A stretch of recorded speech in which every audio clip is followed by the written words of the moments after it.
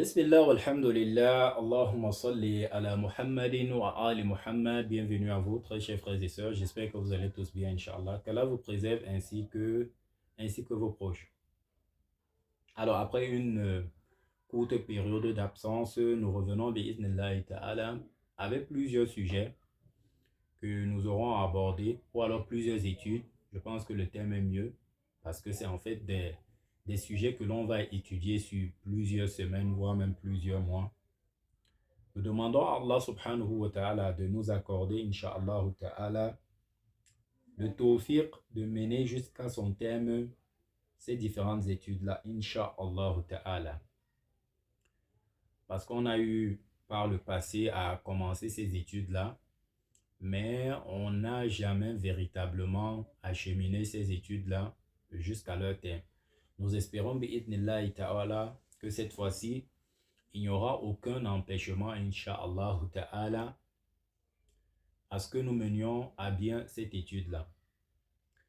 Alors, j'aimerais attirer l'attention sur une réalité à côté de laquelle nous passons souvent. Parfois, quand on trouve des frères qui veulent s'intéresser à l'histoire de l'islam, il y a des personnes qui sortent, des personnes en fait qui essayent de les dissuader, de leur dire bah, l'histoire, ce qui est passé, ce que ceux qui étaient là avant ont fait, ils ont fait, c'est en fait, ça les concerne, nous, ça ne nous concerne pas, ça n'a pas d'impact. En fait, c'est pas important pour nous actuellement. Ça, c'est ce qu'on dit généralement. Et curieusement, on voit que le Coran le Karim a pris la peine de relater en fait l'histoire de ceux-là qui étaient passés. Si véritablement on ne tire rien de l'histoire de ceux qui sont passés, et pourquoi est-ce que le Coran le Karim, qui est un livre de guidance, a pris la peine de nous narrer, j'ai envie de dire, les histoires de ces différents prophètes-là, etc. et tout. Ça veut dire que dans l'histoire, il y a beaucoup de choses à tirer. Ça, c'est ce que nous pouvons déjà souligner. Alors, on va revenir dans les événements des dernières semaines pour une fois de plus tirer en fait quoi? Une leçon en fait de quoi? De l'histoire. Car l'histoire en fait, il te permet de mieux te situer dans le présent. C'est l'histoire en fait qui te permet en fait de savoir où tu es et où tu dois être en réalité. Et dans le cas, puisqu'on parle de l'islam, eh bien, c'est en connaissant l'histoire de l'islam que tu sauras en fait mieux où te positionner, où t'orienter, ou tout simplement puiser tes enseignements pour être en fait quoi? Un véritable, un digne adepte de qui? Du prophète Mohammed sallallahu alayhi wa sallam. Alors, on a depuis le 7 octobre dernier nos frères de Gaza qui sont sous les missiles de l'entité sioniste. On a tout autour des pays arabes qui n'ont même pas levé le petit doigt pour secourir leurs frères. Nous savons tous qu'en islam, secourir un frère musulman, c'est une obligation. Mais on voit le contraire. Alors, qui sont ceux qui se sont levés? Je suis désolé, mais on va marteler cela, on va répéter cela jusqu'à ce que ceux qui peuvent comprendre vont comprendre. Alors, quand on essaye de prendre du recul, ceux-là qui se sont sacrifiés, je parle bien de sacrifier, c'est-à-dire leur propre vie même, ceux-là qui se sont sacrifiés physiquement, économiquement, pour défendre leurs frères de Gaza, ce sont les qui? Ce sont les chiites. Je suis désolé de le dire ainsi, c'est pas pour créer une fitna, c'est pas pour créer la division. Tout au contraire, nous avons à gagner dans quoi? Dans l'unité islamique. Mais alors, l'unité islamique ne veut pas dire que nous allons fermer les yeux sur des réalités. Nous allons fermer les yeux sur la vérité. Donc, en aucun cas, l'unité islamique veut dire que, par exemple, ce qui s'est passé dans le passé de l'islam, dans l'histoire de l'islam, eh bien, on va fermer la bouche, on va fermer les yeux, juste pour plaire, j'ai envie de dire, à nos frères sunnites. Non. Alors, curieusement, ces personnes-là, je suis désolé, mais jusqu'à présent, il y a des personnes qui le disent. Il y a des personnes qui croient fermement que les chiites ne sont pas des musulmans, qui croient fermement que les chiites sont là pour détruire l'islam. Pourtant, les actes, j'ai envie de dire, disent le contraire. Mais bon, on va dire que ce sont des personnes qui ne prennent pas la peine de chercher, qui ne prennent pas la peine de creuser. Alors, on a clairement, on va dire, quelque chose qui n'est pas dissimulé, qui n'est pas caché. J'ai envie de dire que Qadiyatou Gaza, le cas de Gaza, j'ai envie de dire partout dans le monde, tout le monde entier en est informé de ce qui se passe là-bas.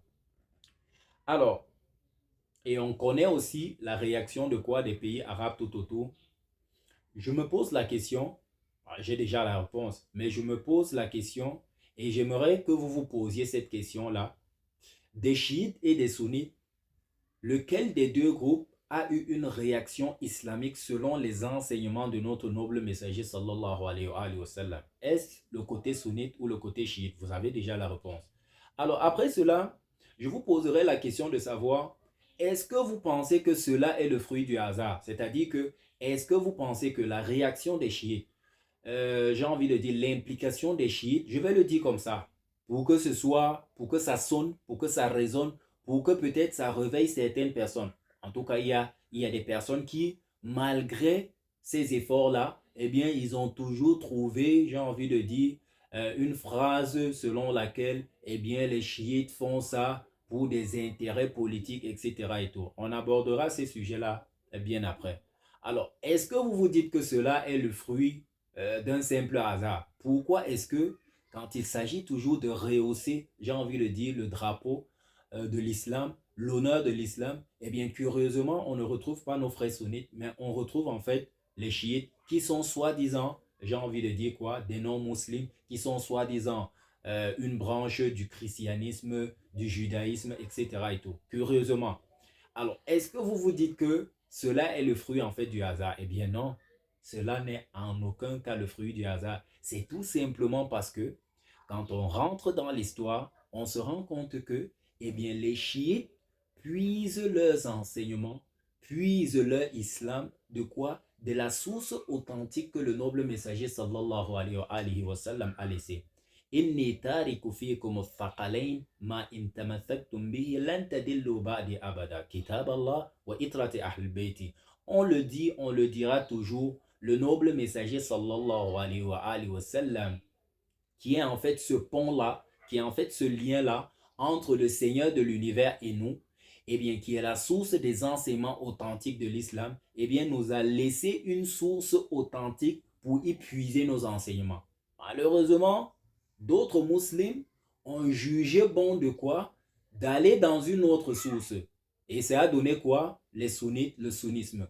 Et les chiites sont restés cramponnés à quoi? À ces deux poids de grande valeur là que le noble messager sallallahu alayhi wa sallam a laissé après lui afin que cela les préserve de quoi? De l'égarement. D'où en fait le résultat que vous avez devant vos yeux. Au Yémen, le Yémen qui, malgré, j'ai envie de dire, les bombardements, etc. et tout, ils n'ont jamais lâché Gaza.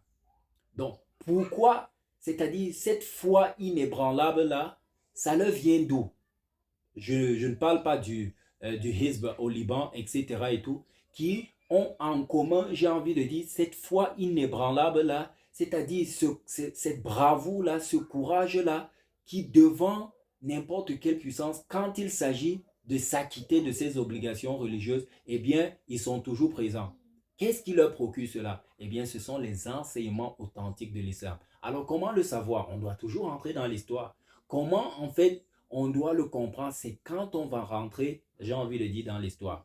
Alors, tout ceci, en fait, c'était une petite introduction pour dire que nous venons de commémorer Ashura, nous venons de commémorer, on va dire, la tragédie de Karbala. Cette tragédie-là, qui n'a pas de pareil dans l'histoire de l'islam et qui n'aura même pas de pareil, j'ai envie de dire, tout au long de l'histoire de l'humanité, où le noble petit-fils du noble messager, sallallahu alayhi wa sallam, l'imam Hussein ibn Ali, a été massacré par l'armée califale. Alors, c'est une tragédie que, bon, peut-être certains d'entre vous ont déjà rencontré par-ci, par-là, entendu parler par-ci, par-là, etc. et tout, le déroulé aussi, j'ai envie de dire, de ce qui s'est passé à Karbala. Mais nous allons en fait aborder quoi? L'historique même de cette tragédie-là. Les racines même de cette tragédie-là. Qu'est-ce qui a poussé ou alors quels sont les éléments qui petit à petit ont, j'ai envie de dire, conduit à quoi? À cette tragédie-là. Parce qu'en fait, actuellement, on voit par exemple l'Iran qui, Masha'Allah, frappe du poing sur la table, qui, Masha'Allah, n'a pas froid aux yeux, qui, Masha'Allah, n'hésite pas quand il faut agir, il agit. Et il se cramponne toujours sur qui? Sur Allah subhanahu wa ta'ala. Qu'est-ce qui leur procure cette foi-là? Qu'est-ce qui leur procure cette foi-là? Il faut entrer dans l'histoire pour le savoir. Alors, c'est de la même manière que, Inch'Allah ta'ala, nous allons entrer, bi'idnillahi ta'ala, dans quoi? Dans la tragédie de Karbala.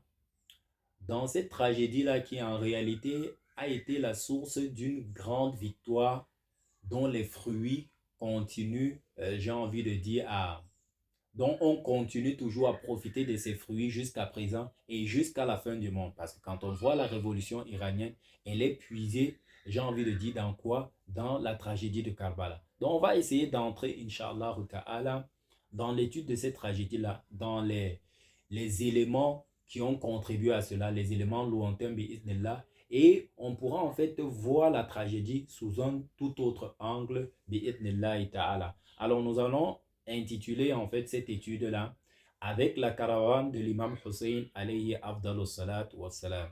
أقول قولي هذا وأستغفر الله لي ولكم والسلام عليكم ورحمة الله وبركاته اللهم صل على محمد وآل محمد